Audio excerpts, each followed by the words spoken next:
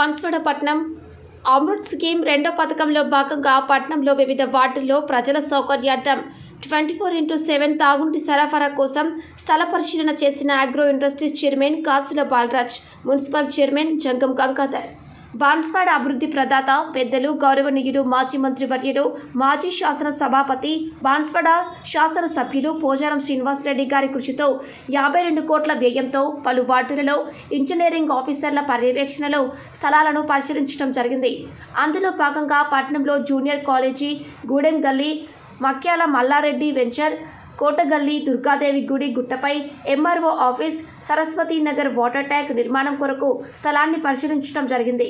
కార్యక్రమంలో Banswada PACS chairman Krishnareddy, Anjireddy, Narla Ravinder, Gudala Nagesh నాయకులు, కౌన్సిలర్లు, కార్యకర్తలు ఉన్నారు.